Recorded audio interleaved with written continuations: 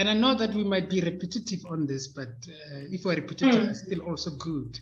The recipe of being a top achiever or a top student. Yes. What would you? What would you like? What would be that recipe?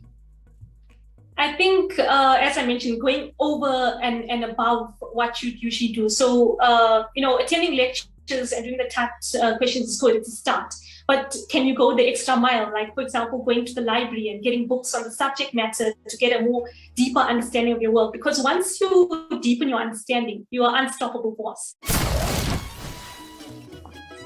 Okay, this is it. This is the Student Plug, where we actually talk everything student support and development. I was about to say Kabaribe Baba, fire! Because as you speak... I think that's caused by, when you're from home, your parents will just tell you, you shouldn't do anything else. So that 100%. No, you can really excel. Everyone can do it. It's not about how smart you are. Get the right plans in place. And there's no reason why you shouldn't be record time, finish your course.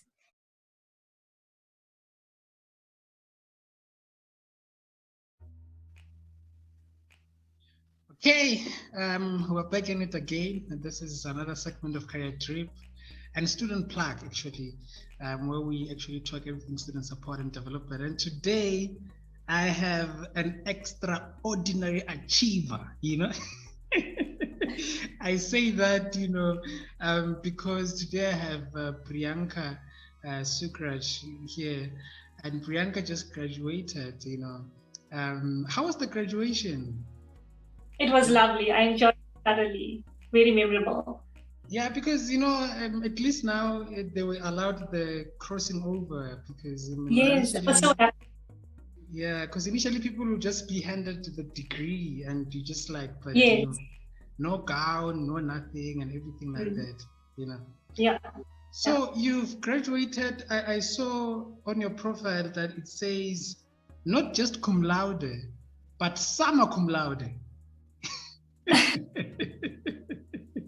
How do you feel about that? I think it's one thing as a student we study, it's tough and everything like that.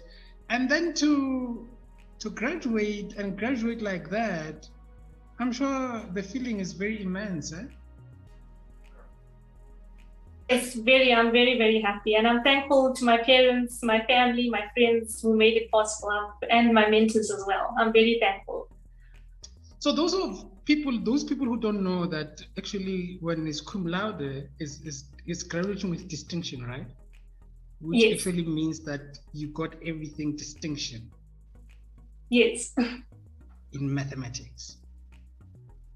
I was just having a consultation now with the students and I told them that I'm sure I'm going to be having you. And I was like, do you guys have any questions or anything like that?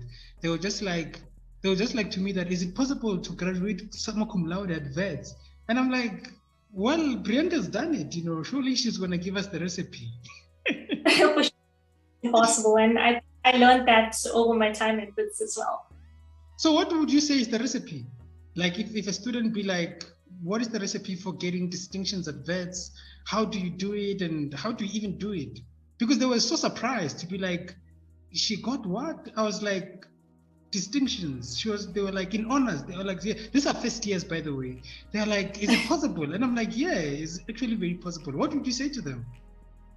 I'm very happy with making this video here today. So firstly, thank you for having me. So I think this video is a great opportunity to share with first years what they're actually keen to know. So to answer your question, I think the recipe for success would be 2 cups of discipline, 2 cups of passion, 2 cups of drive and determination, and 2 cups of hard work. And the reason I say passion and drive and determination is because that fuels you forward when times are tough or things are not going as planned. It's the motivation and the passion that keeps you going.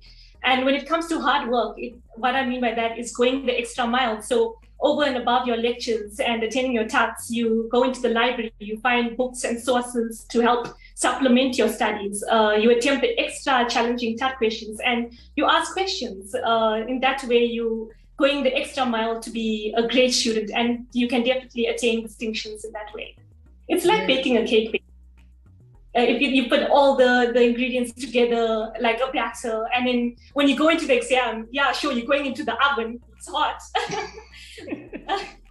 But how you do, and if you do really well and you follow all those methods to give in your all, and when the cake comes out of the oven and it's a great result, you get to have your cake and eat it too. Yeah. So I like how you have put it, passion, 2 cups of passion, meaning that actually more passion, not just 1 cup of passion, because you need a lot of, all of it in equal proportions, like the passion, the hard work. You need everything to be balanced and in sync. Yeah.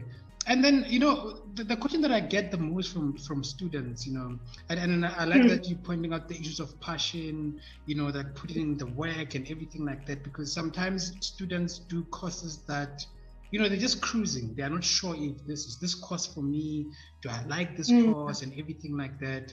And, the passion is not there really. And sometimes also when courses start to chow, or when things start to be difficult, some they lose that passion.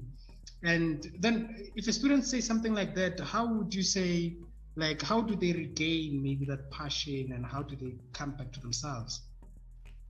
I would say, to be honest, it's all about trial and error, because also when I started at Wits, I was doing different courses. I was trying out different things. So I wasn't 100% sure what I'd be passionate about. So it was through actually trying out different things and getting a feel of the different courses that I actually realized, oh yes, no, maths is my passion. So sometimes you just have to leave it to that trial and error game. You have to try out different things, and that's how you basically find yourself. I think university is also about finding yourself and creating yourself at the same time. And you need to give yourself that time and that space, and you have patience when you're doing that to actually find. True. And I'm very interested to find out how, people always talk about studying smart, especially this is the weights that I think when I was doing first year, all the seniors were like, no, Chief, you need to study smart, and everything like that. And which then relates to like study methods or study techniques and everything like that. Did you had any sort of study method, any study routines that you felt like actually it was working for you, and in your own ways, that was your way of studying smart? Okay, so for me, I agree with that notion completely. It's not just about working hard, you need to work smart. And what I mean by that is that it's the simple things, basically. You have to attend all your lectures where possible and listen attentively in those lectures, because what I find is that lecturers sometimes subtly give tips in the lecture to say, oh, this theorem or this example is important. And then I had that for my real analysis course. So I literally put a star next to a theorem. My lecturer said, oh no, this is important. And true as well, that theorem came in handy in the exam. So I think to that effect, you need to also be present in your lectures. I know it's easy to lose focus, but I think the more attentive you are, the more, the results will come in. And one key thing that also helped me a lot is that you psych your mind as if you're preparing for that exam from the very first day of lectures. Often students, what I find as a maths tutor as well, I see students at the last minute, 2 weeks before, a few days before, they're looking quickly at the tough questions. That shouldn't be the case. You shouldn't be looking at your tough questions just a few days before the exam. You have to look at it way in advance, so that if you have any questions, you ask it and you bridge any gaps in your understanding. And basically, yes, staying on top of your game. Study hack is to stay on top of your game for sure. So be organized, have a time plan, summarize your notes within a week or 2 of having the lectures, so that you have a clear set of notes to revise your work when you close it to the exam. So that's basically my secrets, yeah. And I'm finding this to be a trend, in the top students that I've actually spoke to. Yeah. I had this top student here called Klanti Mshungana, but he was doing accounting, one of the top students, and he was telling me about something that he calls the Monday rule. So basically the Monday rule, according to him, it was his rule of studying. So what he would do is that every Monday, he would actually act as if he's writing a test. So whenever every week starts, so the Monday is more like test week for him, even if there's no test, but there is test week, then he's going to test himself, maybe do past papers and everything like that. And I think what you said there, that students should psych themselves into the mentality of writing a test, like that kind of puts you on, on your toes, Definitely. Did you always knew what to study after matric? Because it seems like when I was looking at your qualifications, you did your BSc. You started doing a BCom, triple major. Pure mathematics, economic science, management, accounting, and finance. And then you went on to do your BSc honors in maths, which you graduated, cum laude, summa cum laude, and currently you're doing your master's in mathematics. It seems now you're leaning more to the mathematics side rather than, the economic sciences, the pure mathematics. But in high school, did you know what was going in your mind, especially when you were matriculating? Did you know where you want to be? Not fully, to be honest, because I loved all my subjects in matric, so it made the choice really tough. And what I also learned over time in varsity is that you only know if something's for you once you're in it, right? So a lot of people were telling me, try actuarial science. It's something that will challenge and will grow you. So I'm like, okay, why not? Let's give it a try. And indeed, it did help me learn and grow in so many ways. In a way, it helped me to find my passion, being mathematics. Oh, that's great. It's great to know that we share a passion, We have a common passion. And then, your passion for mathematics, now that you're talking about it, was it, you spoke about the trial and error before, or was it when you started to do this? And what about mathematics that you're really passionate about? I think the way that it gets you connecting the dots and thinking in ways that you never would have thought before. Because literally when I'm doing a maths problem, there'd be moments where I'd say, no, wow, this is a new way. I would have never thought of that, doing it in this way before. And I think that's the beauty of maths. It gets you to connect the dots, gives you analytical problem solving skills. And simply the satisfaction that you get from solving a problem, understanding the steps that get you to a problem. I feel there's a lot of real life implications in that too. So you're more able to tackle problems in real life and challenges as well. So I feel maths gives those skill sets, and I think that makes maths really beautiful. And in that beauty, I found my love and my passion for mathematics, basically. And I have to ask you this, very well, from second year, basic analysis, now the abstract stuff start to creep in, linear algebra, and you go into things like topology. Even functional analysis, I was looking at your results, I think on your LinkedIn profile, and I'm like, Priyanka got this for functional analysis. Like that subject for some of us, it was like really, it was whipping. And especially with pure maths, because it's kind of like a new way of doing maths, too abstract. It's actually pure, as in pure. I was saying to the students again now that this is pure maths, and students now struggle with, especially with the proofs. They would be like, but this and this and this and everything like that. How do we pass maths? I'm speaking to a mathematics summa cum laude, BSc honors in mathematics graduate. What would you say to math students to be like, this is how you go about it in mathematics? Okay, so I think first and foremost, it's all about having the right attitude. So having that eagerness to learn, the willingness to learn, and having a positive mindset, because then half the battle has already won, because you've already psyched yourself up to give your best and perform the very best you can. The second thing is to acknowledge that maths is not a swatting subject. It involves a lot of active participation. So you have to always be practicing, keeping the momentum going, and keep on trying out problems and ask questions in that front. And also, I would think, as I mentioned, attending your lectures, listening attentively. And what I applied to in exams is the 50 bar rule, basically. So when you go into exam, look at something that you can answer, make a mark and circle them, because there'll always be something that the lecturer will put in to test your fundamental understanding. And maybe some tough questions, they're testing to see if you listened in that lecture. So bag those easy marks fast, and then move on to the others. Because once you get the 50, anything you get after that is a bonus, basically. And as I mentioned before, psych yourself up to actually prepare for that exam from the very first day, so that you reduce the stress on your mind and you free up your mind close to the exam to actually tackle those problems. And ask questions. I find a lot of students, they get shy and scared to ask questions. They literally, when they have a question, when they're attempting a TUT or a concept doesn't make sense, just ask. We're here to help, definitely. And networking is also what I find to be key. So finding peers in your classroom who you feel are strong in the subject matter, or maybe mentors in master's or PhD level, they might be able to give you insights that will help you in your learning journey. And then I think, as I mentioned before, making the summaries, staying organized and on top of your game, I think that's really key to passing mathematics. I don't know if you have read any Robin Sharma's book? Do you know Robin Sharma? There is this guy. Yes. Have you read? Ferrari book. The monk who sold his Ferrari, yes. Yeah, because he's more on like mentality, positivity. And he's like, whatever problem that you encounter, the first thing is your mindset is half the battle. And what you just said right now, it was like I'm listening to Robin Sharma. Because I read a lot of his books, but it's quite true. Yeah. And another thing is, when you come to varsity as a first year, there's a lot of negativity. I remember when I was doing my first year, everyone was telling me that course is chowing. Or you meet someone and you ask them, they ask you, what course are you doing? And you tell them, they're like, yo, you're going to be here for years, And obviously you're scared, you're doing first year. Yeah.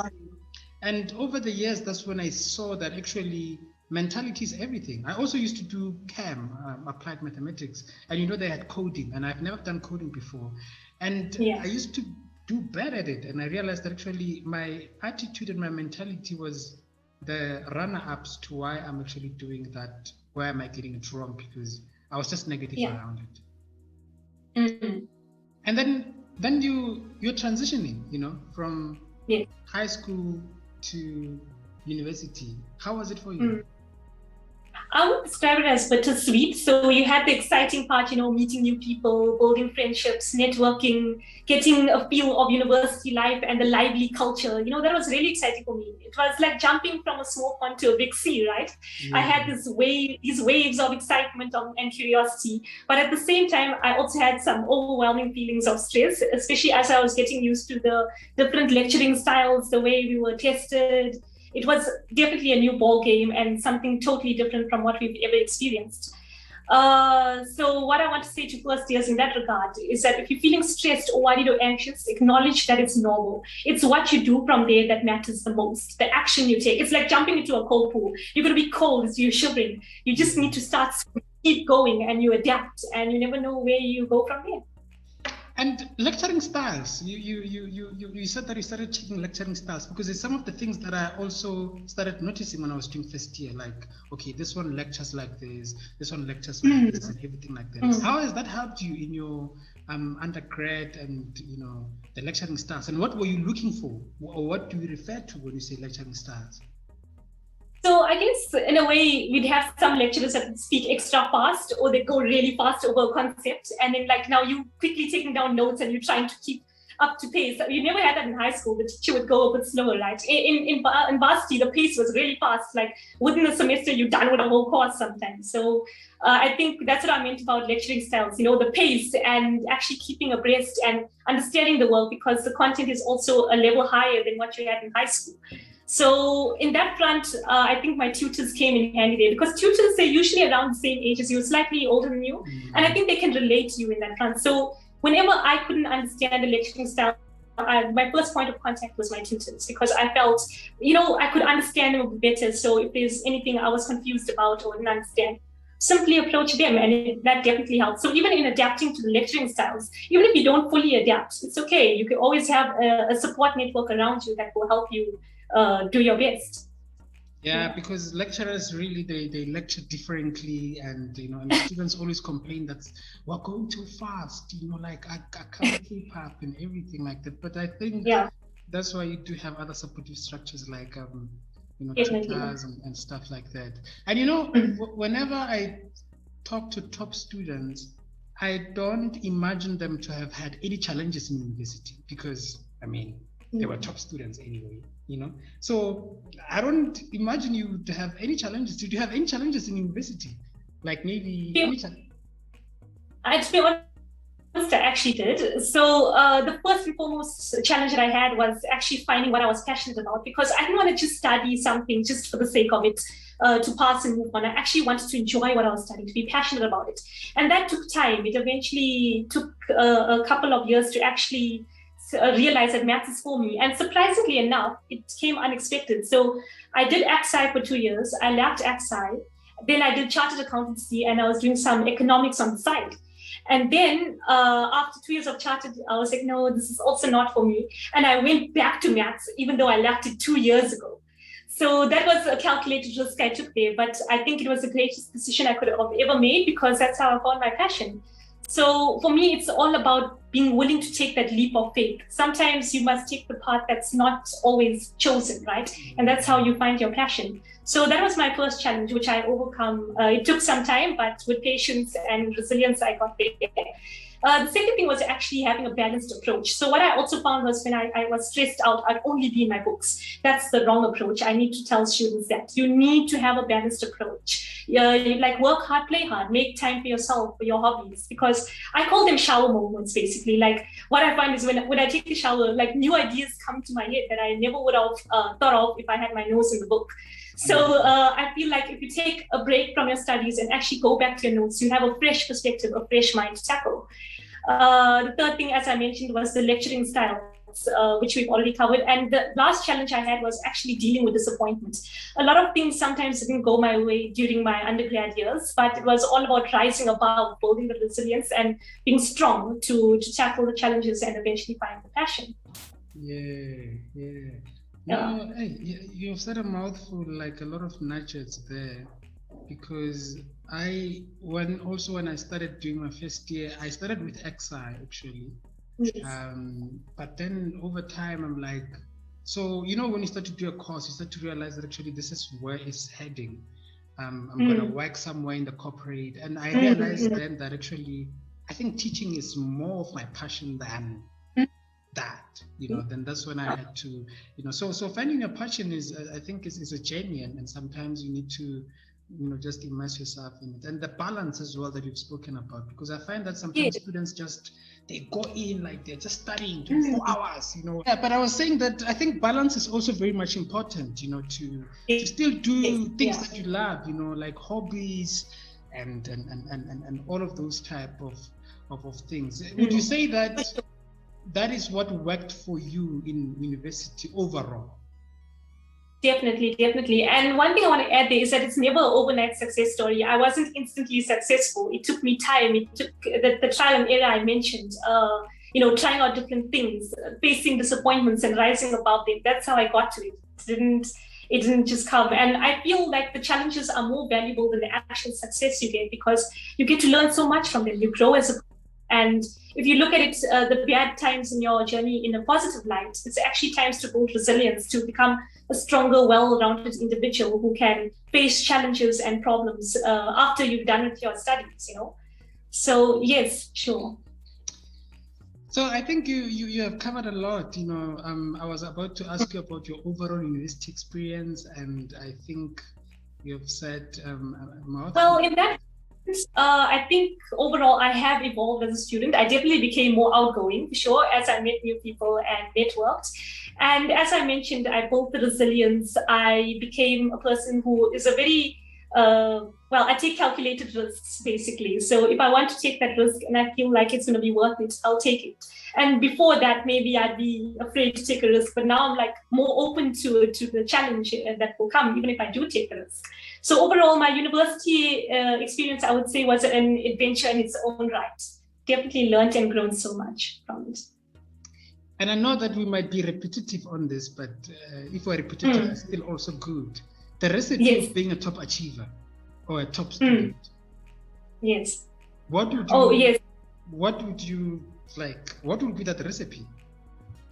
I think, as I mentioned, going over and above what you usually do. So, attending lectures and doing the typed questions is good, it's a start.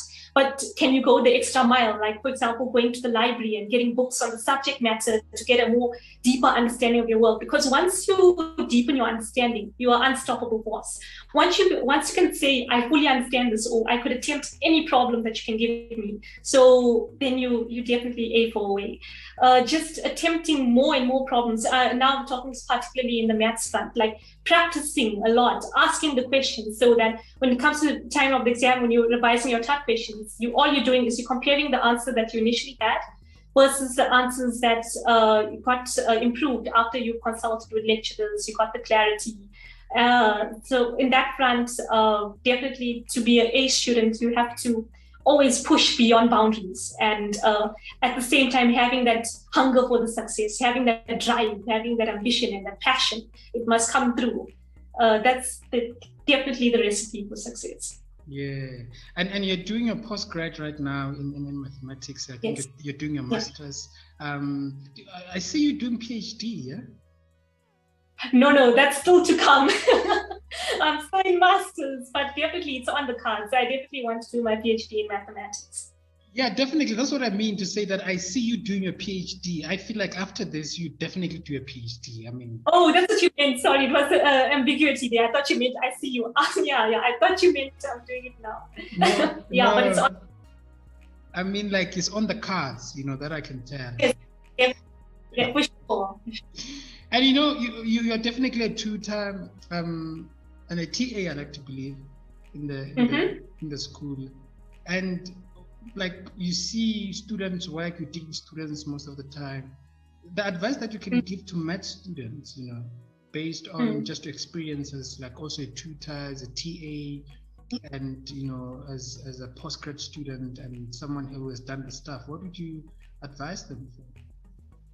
Well, firstly, I tell them to motivation the most. So I would say talk to your lecturers, your tutors, your friends, your mentors for support, and keep on motivating yourself, because that makes all the difference. Because if you can bounce back and keep on trying again, that's where big things can happen. The second thing, as I mentioned before, keep the balanced approach. Like don't work too hard. Like keep the balance. In that way, you come to your studies with fresh creative juices. You're more innovative. And the third thing, take calculated risks. Don't be afraid to explore. If your inner voice is telling you, this is not for me, or no, something doesn't feel right, have the courage to make a career change, or even add on a new course to what you're currently doing, because you never know where that may lead you.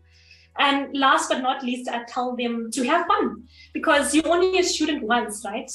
If you don't want to remember being a student where you were always stressed out, you didn't enjoy your student life, you must enjoy the process for both the good and the bad. You must embrace both of it. Let the bad guide you into becoming a stronger and better person, to become more resilient, to persevere. And have fun. That's basically what I tell them. I feel like saying preach. Priyanka, preach. And then, lastly, your advice to students in general, obviously what you have said applies to every student, but what would you say to the whole student, population, especially now that we're going towards the exams, it's been a tough year, online learning and the pandemic on the side, some people are about to graduate. They were stressed about, their, future job prospects and everything like that. Well, I would tell them just, make sure you're doing something that you're passionate about. And if you haven't found it yet, keep looking. And don't be, as I mentioned, don't be afraid to go out there, reach out for help, talk to people. I think it's so important to let people know how you're feeling, how your journey is going. Don't suffer alone if you feel there's something that's sparking you. So reach out, ask questions, and get the support and advice you will need. Especially coming to exam mode, just keep a calm mind, a calm approach, and have this feeling in you that you can do this. As I mentioned, half the battle is done if you actually go in with a calm and collected mind, and you're ready to tackle the problems. And I think start studying from now if you haven't already, because exams, first year just comes and goes. Well, not just first year, any year in university just comes and goes. So just to start preparing from now. And yes, and what I'd also recommend, even when you're studying, this worked for me personally, I'm not sure if it worked for students, but color code your work and your summaries. For me, I found that it helped me remember my work better. I was able to distinguish the different sections that I was doing. And it just looked very pretty and exciting to look at, right? When you're studying and you see all these colors, it makes you study and retain the information. So make studying fun for you, whatever works for you, whether it's colors, audios, talking to family members, practicing, like in the case if it's a swatting subject, like practicing with colleagues, creating PowerPoint presentations. If that works for you, by all means. Yeah. Yeah. Ooh, I have a lot to absorb, you know? Yes. I had a lot to absorb, and thank you so much for gracing, you know, and for affording us your time to be here. And I know that definitely this will help out a lot of students. Even I was telling that I was having a consultation now, and I was telling the students that I'm going to be having. They were like, you know, you must share the link afterwards. And I'm like, yeah, no, obviously, you know, I always share it with them, but obviously they already anticipate this. And thank you so much, and thank you for the wisdom that you have shared with us, and we wish you all the best. And hopefully one day I want to say Dr. Priyanka Sookraj, you know. Yes, so thank you. I thoroughly enjoyed the session, and if the students have questions, feel free to reach out to me. Like I wouldn't mind answering any questions that they may have. No, definitely. No, I'll do that. And I think even maybe moving forward, we can have more, you know, sessions of this nature, because there's always a lot. There's always a lot to dissect. There's always a lot to cover. Yes. And in fact, I was actually going to suggest that, because there's so much I could mention about the real life applications of mathematics. I'm currently doing it in cryptography, right? So that entails digital safety and security. And I'm at the moment, I'm researching how the hardness of the mathematical algorithms behind the digital safety and security can make sure no hackers break the codes, etc. So it's really interesting work. And I'm hoping for PhD level to take it to industrial cryptography, where I apply to machine learning and all the things that are prevalent today, like AI. So it's a really exciting space that I'm currently in. So I'd love to share it. Yeah, it is, because I remember I did cryptography, I think, in my honors, and it was just one. I don't know, just one. For some reason, you know those movies that we watch, like the sci-fi movies and everything. Like every class felt like that. Like I was like, oh wow, this is, you know, amazing. You know, yeah. No, we'll definitely, you know, there's a lot that we will do under those things, and you know, definitely, you know, we will engage, and you know, and come up with, you know, such kind of engagements, you know. But thank you so much. Thank you so much. I enjoyed this today, and take care. Thank you.